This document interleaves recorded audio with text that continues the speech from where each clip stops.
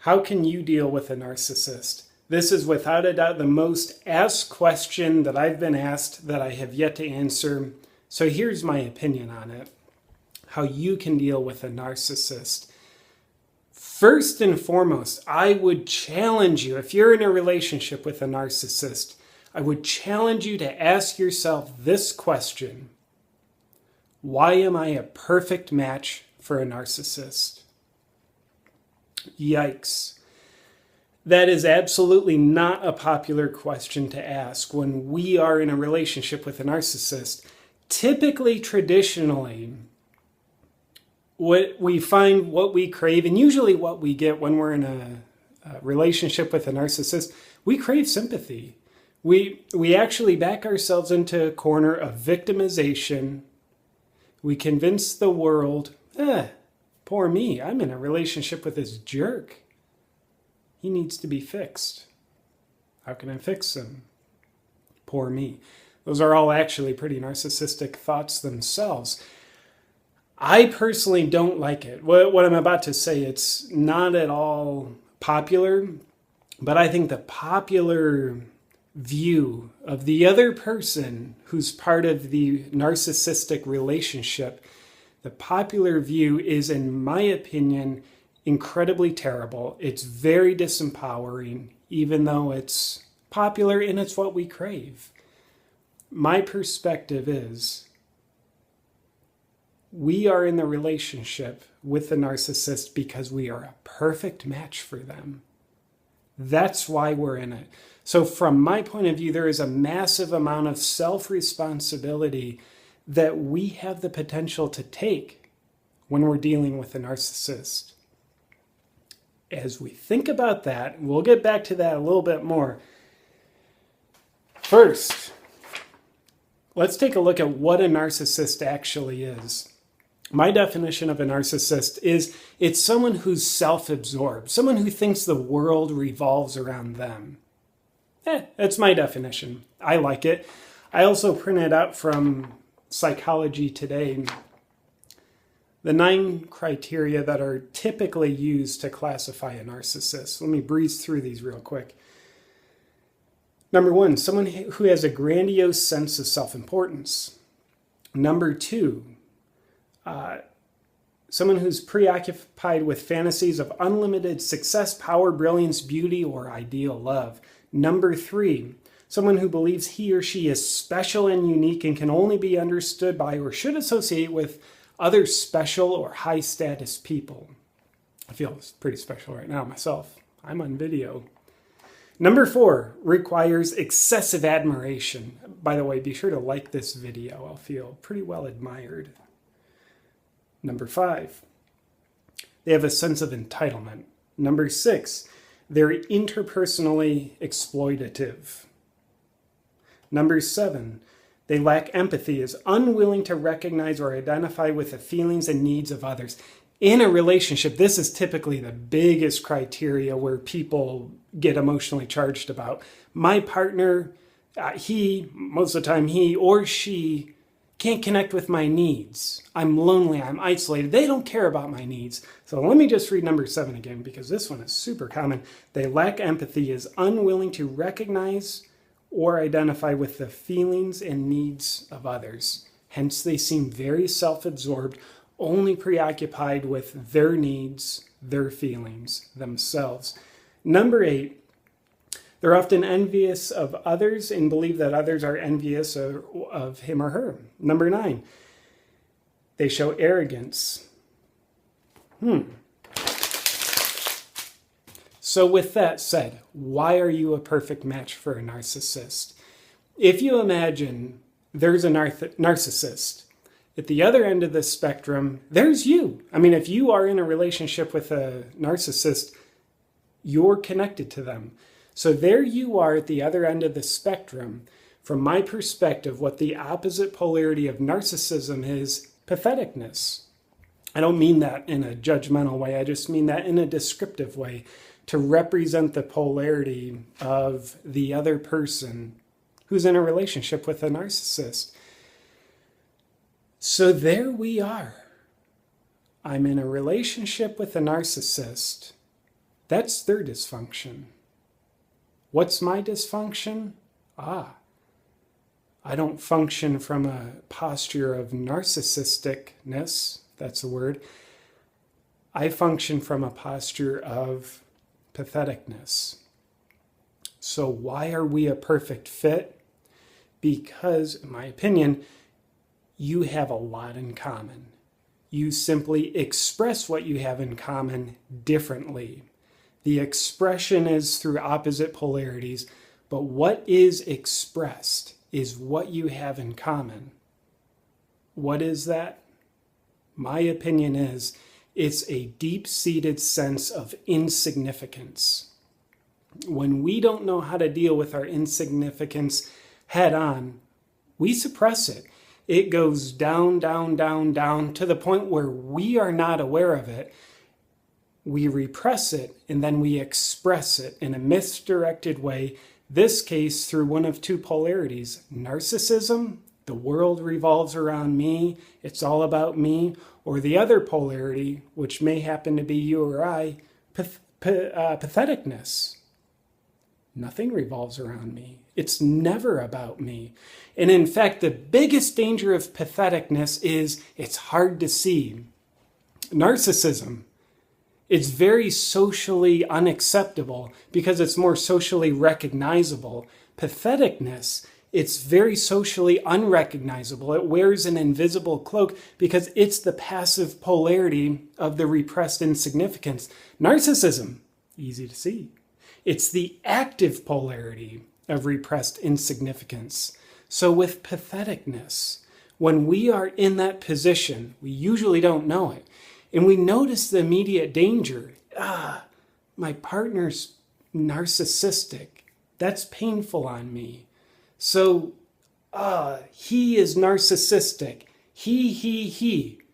We realize we're actually solidifying our position of patheticness. Nothing is about me because I'm making it all about the narcissist. That's why we are an absolutely perfect fit for each other. So I would absolutely invite you to climb out of any hole of victimization that you've dug yourself in and see where you're at. You are in a relationship with a narcissist because you are just like them. You simply express your likeness differently. So I would guess the key to your happiness, satisfaction, relationship success has nothing to do with altering the narcissist. And leaving yourself unchecked, what I usually find happens working with people is you'll go from one narcissist to the next relationship. He looks pretty cool. She looks pretty cool. Turns out to be another narcissist. Why? Because we haven't changed ourselves. We haven't changed how we're repressing something that causes us to polarize into an unwanted polarity of patheticness. So, what can we do about that? First off, if I haven't beaten this dead horse to death, let's just kick it in the ribcage one more time. See that the narcissist is a mirror to your unresolved stuff of self. Your unresolved feelings, your unresolved wounds, your unresolved disempowering beliefs of self that you probably don't know you have. Why? Because they're repressed. What's expressed is the passive polarity of patheticness. Again, patheticness, not judgmental. 99% of the times when we use the word patheticness, we're using it in a demeaning, belittling way. I absolutely do not intend it to be that meaning. I intend it to represent the passive polarity of repressed insignificance. Narcissist. Overcompensate as a way of escaping the insignificance that they desperately want to run away from. Overcompensating by seeking significance, artificially flavored significance.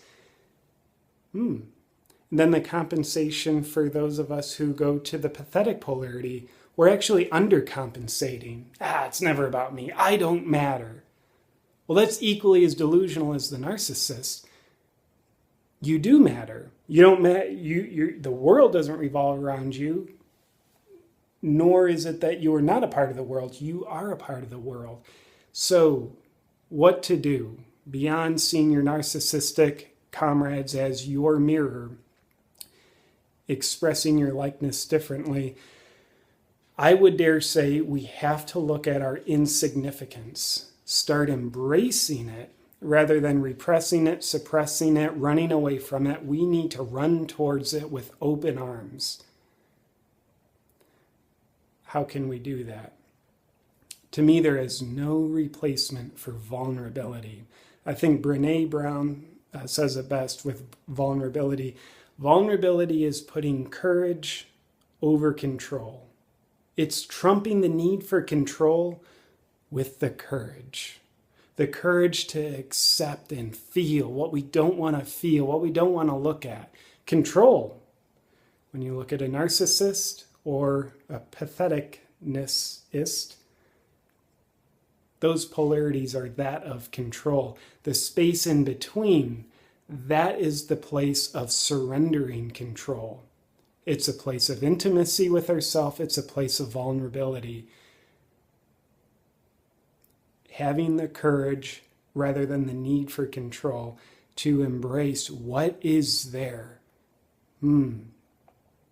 What deep-seated sense of insignificance do I perhaps carry that I try and escape through making the world about me or making it so that I don't even matter in the world?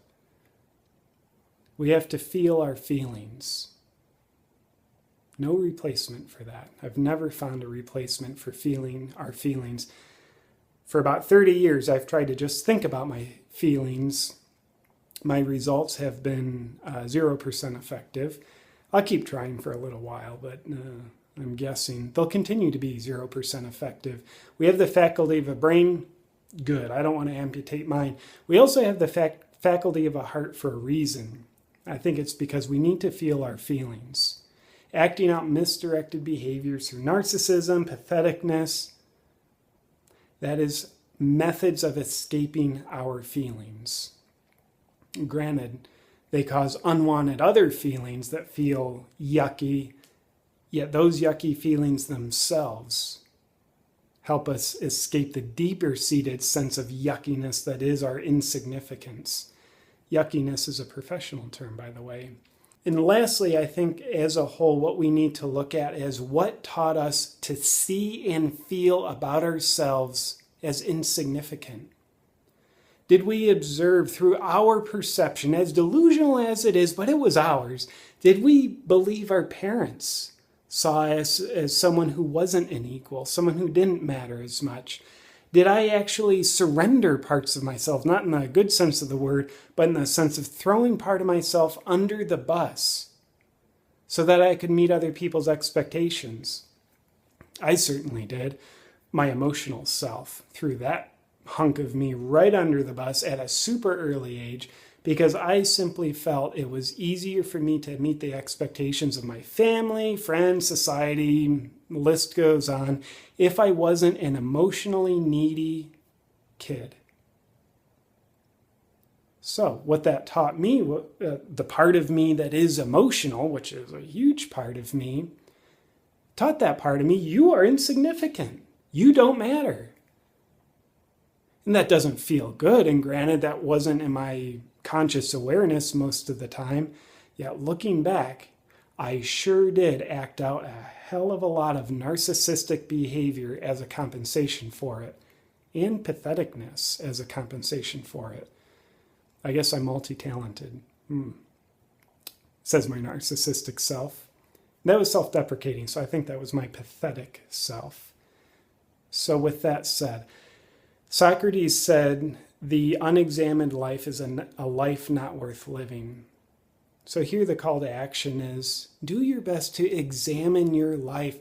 Where did your sense of insignificance come from? Where did you learn it? What taught it to you?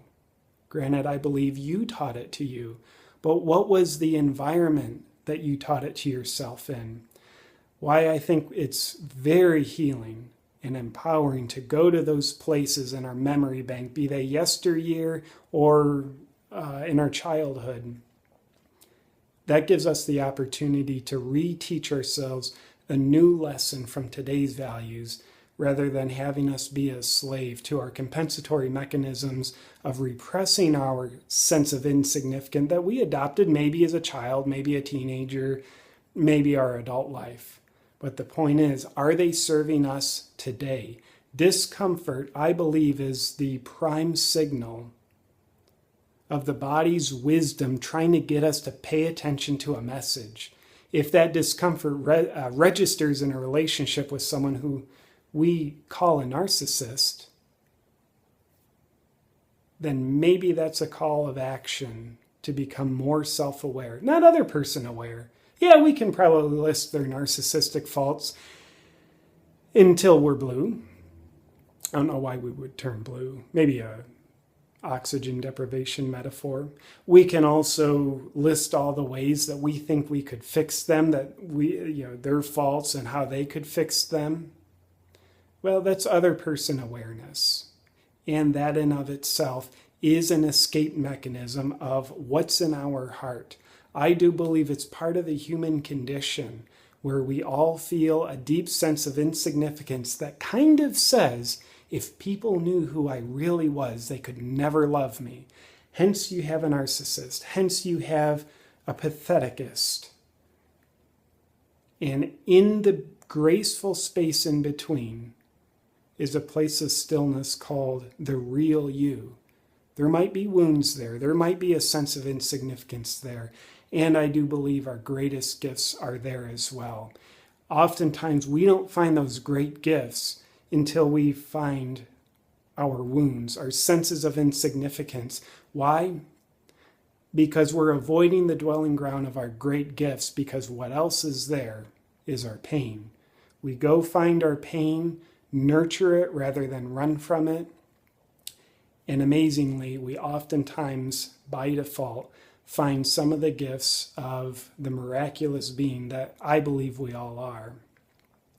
With that said, thank you for dancing with me on my opinion of how to deal with a narcissist, which really means how to deal with the person who's in a relationship with a narcissist, which probably resembles the person who you see in the mirror every morning. With that said, please leave your comments below. I'd love to hear what you think, whether you agree, disagree, or somewhere in the middle. I would love to see it. And because I'm self-absorbed enough to believe that what I have to say is important, or at least that I want you to believe it's important, please be sure to subscribe to my channel, and I'll look forward to talking with you next time.